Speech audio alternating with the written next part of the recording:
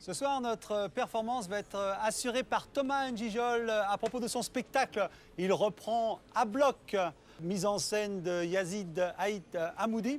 Et c'est à la Cigale, 12, 13, 14 novembre à 20h30. Thomas, bonsoir. Bonsoir. Alors qu'est-ce que c'est que ce... Voilà, c'est très à l'américaine, je trouve. Ah bah, c'est qui complètement. ça? C'est qui ça? Vous imitez qui là-dessus? Ouais, non, c'est une grosse inspiration de Michael Jackson en fait. Voilà. Et en fait, c'était on va dire un hommage avant son triste décès. C'était une petite dédicace, ça me faisait rigoler aussi de faire ça. Et puis bon, pour le coup, maintenant, ça devient un hommage. Je me suis demandé d'ailleurs si j'allais reprendre on va dire cette affiche. C'est beau gosse ça. C'est beau gosse. Je me suis fait plaisir. Ça me fait rire moi quand je vois ma tête comme ça. Ah ouais, c'est bien. Alors où vous en êtes? Parce qu'on vous connaît avec le Jamel Comedy Club. Vous avez changé de producteur d'ailleurs. Alors vous êtes fâché là avec Jamel Comedy Club? Ah non, pas du tout. Pour la petite là, j'ai eu Jamel au téléphone. Ça faisait super longtemps que je ne l'ai pas eu. Il est sur le tournage de la suite de Indigène, je crois. Oui. Et non, tout se passe pour le mieux. Il n'y a pas de souci. Il y a pas de souci. Mais C'est simplement une évolution. Et entre vous, là, entre la bande, tout le monde n'a pas évolué de la même façon. Il n'y a pas de jalousie, de choses comme ça. Vous voyez encore? C'est pas de potes, Si, on quoi. se voit. Ah si, on se voit carrément tous. Et il y a des projets en commun avec certains. Malheureusement, je peux pas trop en dire pour le moment, mais il y a beaucoup de choses. Non, il y a vraiment pas. Il y a le inside.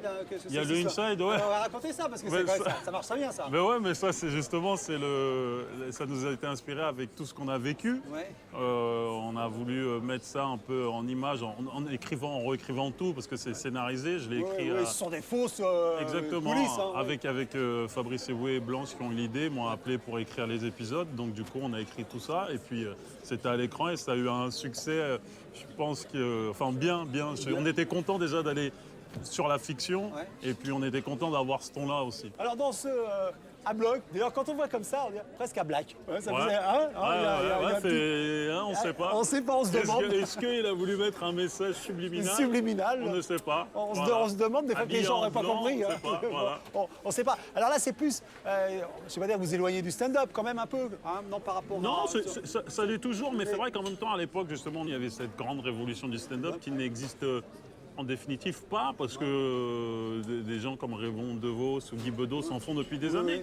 Après, c'est simplement que, moi, je ne tiens pas les médias. Médiatiquement, les gens ont voulu appuyer beaucoup sur ce côté stand-up, comme si c'était une révolution. Ça a aidé. Ça a aidé, tant mieux. Mais moi, j'ai jamais été un pro stand-up ou un anti-sketch, où chacun fait ce qu'il ressent, de la façon dont il le sent. Il y a des sketchs qui me font mourir de rire, et il y a des stand-up qui ne me font pas du tout rire. Moi, je fais rire certaines personnes, d'autres non. Les goûts et les couleurs. Et vous feriez des sketchs sur France Télé comme Claire Stream, Roman Polanski, Jean-Marie Messier Roman Polanski, oui, vous allez le voir tout à l'heure encore. Le foot à Marseille, ça va pas très bien. Ah ouais, mais moi tout ce qui est la société, moi je suis un pur produit de la société. Moi, mon spectacle, c'est un peu je vais pas dire que c'est le Parisien, mais c'est un peu ça. C'est facile d'accès, on va dire. On va avoir un petit aperçu. Un petit aperçu, voilà, comme ça, un peu en freestyle. Mesdames, mesdemoiselles, messieurs, Thomas N'Gijol.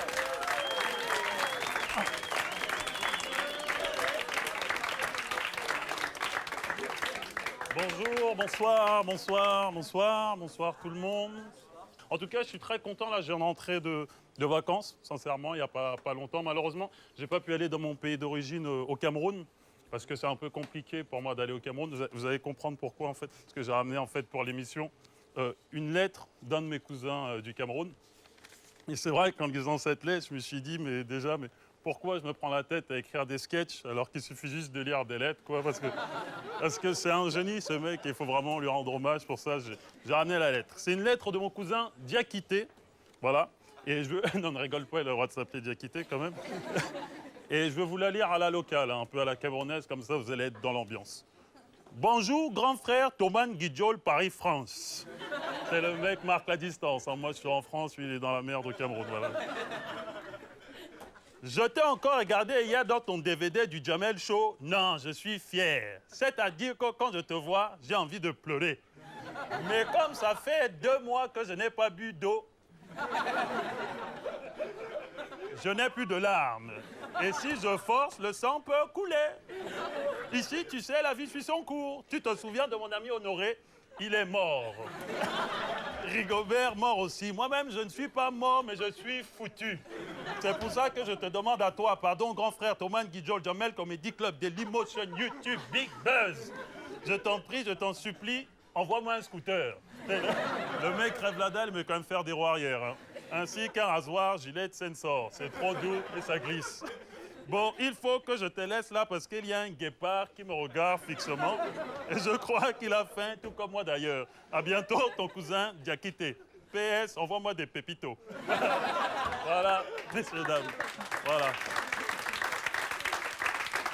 Voilà où j'en suis. En tout cas, j'ai fait beaucoup de résolutions cette rentrée. La première résolution, c'est qu'il faut que je me case. Vraiment, cette année, c'est important pour moi. C'est pour ma vie. D'ailleurs, il y a quelques couples ce soir ou pas, un petit peu?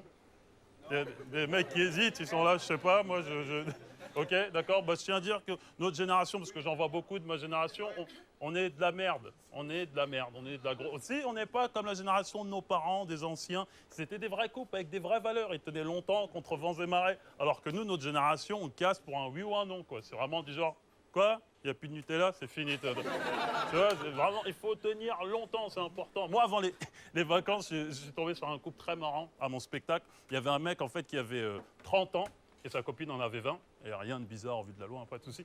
Mais c'est vrai que pendant un instant, je me suis mis à la place du gars et je me suis dit, je peux pas.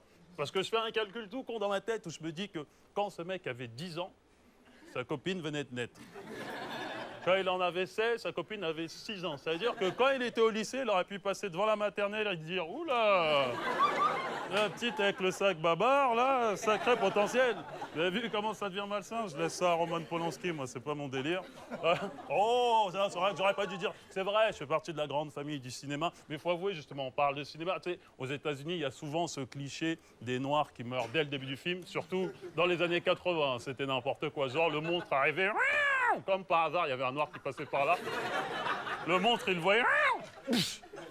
Oh mon Dieu, il a tué Jackson. Le noir est crevé dès le début du film, tout le monde s'en branlait. Mais c'est quand même mieux qu'en France, c'est mieux qu'en France, parce qu'en France, les noirs meurent avant le scénario, tu vois. Sauf pour jouer dans Diakité, le sans-papier, Bintou, l'excisé, ou Amadou, le marabout. Ne vous inquiétez pas, vous les verrez tous sur France Télévisions cette année. Merci beaucoup, messieurs, dames.